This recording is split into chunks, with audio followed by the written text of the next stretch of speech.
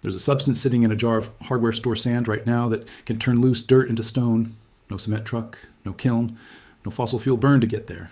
Just sand, a pinch of fertilizer, and something alive. And the strange part is, this isn't a rumor or a lost ancient secret. It's a real research program running out of a university lab in California, and almost nobody outside of civil engineering has ever heard of it. Here's the problem most people run into with concrete. You pour it once, and from the moment it cures, it's already dying. Water gets into hairline cracks, freezes, expands, and the whole slab starts flaking apart in 5, 10, 15 years. You patch it, you reseal it. Eventually, you tear it out and pour a new one. It's not that concrete is a bad material, it's that it's a material designed around a maintenance cycle. Every driveway, sidewalk, and foundation slab is quietly on a subscription plan, and most homeowners have just accepted that as the cost of having a solid ground to stand on. But there's a quieter branch of material science that's been chasing a different idea entirely. What if you didn't need heat or chemistry to make stone and instead let biology do it for you? Not metaphorically, literally. Certain bacteria, when you feed them the right nutrients, produce an enzyme that reacts with dissolved minerals in water and starts growing calcium carbonate crystals around every grain of sand they touch. Do that enough times, and the sand doesn't just get sticky, it locks together into something that behaves like sandstone. The person who put this on the map is a civil engineer named Jason DeJong at UC Davis, who spent the better part of 2 decades studying what's now called MICP, microbially induced calcite precipitation, or biocementation for short.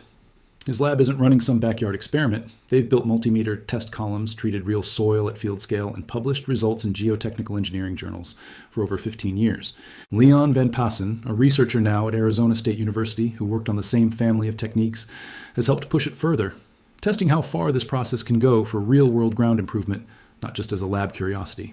Universities, national labs, and geotechnical engineering firms have all taken a serious look because the applications are enormous, stabilizing loose or liquefiable soil under buildings during earthquakes, controlling erosion on slopes and dunes, sealing cracks in existing concrete, even reducing dust on unpaved roads. Here's the part that sounds almost too simple. The bacteria most commonly used, Sporosarcina pasteurii, occurs naturally in soil. Feed it urea and a calcium source, and it produces an enzyme called urease, which breaks the urea down and raises the local pH just enough to force dissolved calcium out of solution as solid calcium carbonate, the same mineral that makes up limestone and seashells. That mineral doesn't just sit in the sand, it grows directly onto the contact points between grains, gluing them together one microscopic bridge at a time. Run enough cycles of this liquid feeding, and loose, uncompacted sand gradually stiffens into something that holds its shape and resists real load.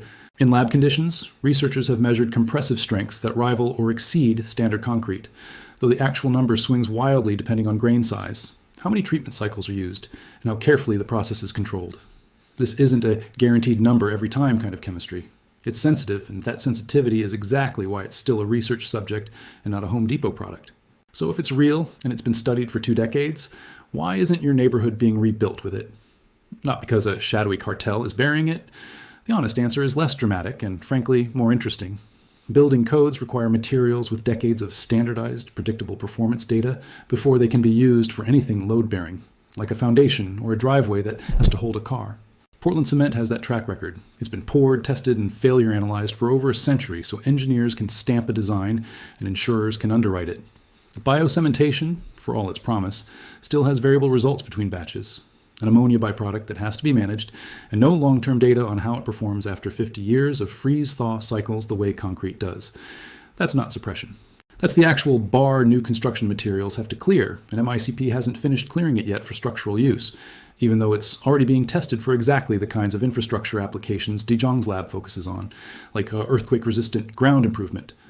None of that means you can't see the chemistry work for yourself at a small, non-structural scale in your own backyard. And honestly, watching sand turn to stone in a jar is one of the more satisfying things you'll do all month. Before you start, know the 3 ways people usually wreck this. First, using washed or sifted play sand. It's too smooth, and the liquid just drains through without ever binding it. You want raw, unwashed, angular builder's sand from the masonry aisle. Second, packing the sand down hard before you start, the way you would for regular concrete. Here, you actually want it loosely settled, so the liquid can move through evenly. Third, adding any other chemical additive to help it along. Bleach, pool shock, synthetic fertilizer blends, anything that isn't plain agricultural urea will kill the bacteria outright. And once they're dead, the reaction stops for good. To try it yourself, get unwashed angular sand, agricultural-grade urea, and a liquid culture of urease-producing bacteria, sold online for soil stabilization and small-scale masonry experiments. Dissolve about 1 part urea into 10 parts non-chlorinated water. Stir until it's fully dissolved, then mix in a cup of the bacterial culture. Pour that solution slowly over sand packed loosely into a mold, a small planter, a garden stepping stone, a decorative block, and work it through with a rake until it looks like damp brown sugar, not dry powder and not a puddle. Let it sit, then repeat the soak every 24 hours for 2 to 3 rounds, checking between applications that the surface feels gritty and firm, not soft or spongy, before you add more. Expect a strong ammonia smell for the first day or two. That's the bacteria doing exactly what they're supposed to, and it's the main reason to do this outdoors with a mask on, not indoors. Within a couple of days, loose sand will have turned into a solid block you can lift and handle. One important boundary here, because credibility matters more than hype. This is a fantastic way to grow your own solid stone object at home, and a genuinely useful window into cutting-edge geotechnical science. It is not a substitute for engineered concrete anywhere weight, safety, or code compliance is on the line. No driveway, no foundation, no structure meant to carry a vehicle or a building.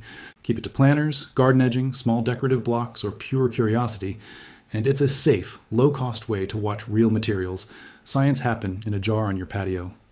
What's actually remarkable about all this isn't a hidden conspiracy. It's that some of the most promising materials of the next 50 years are being grown by bacteria that have been sitting in ordinary dirt the entire time, waiting for someone to ask the right question. The real story isn't that an industry buried this. It's that science is still catching up to something nature figured out a long time ago, and for once, you can watch that process happen for yourself, in a cup, on your own porch. That's the kind of small, verifiable wonder Hidden Fix Lab exists to dig up. Not manufactured outrage, just the real chemistry that's usually hiding in plain sight.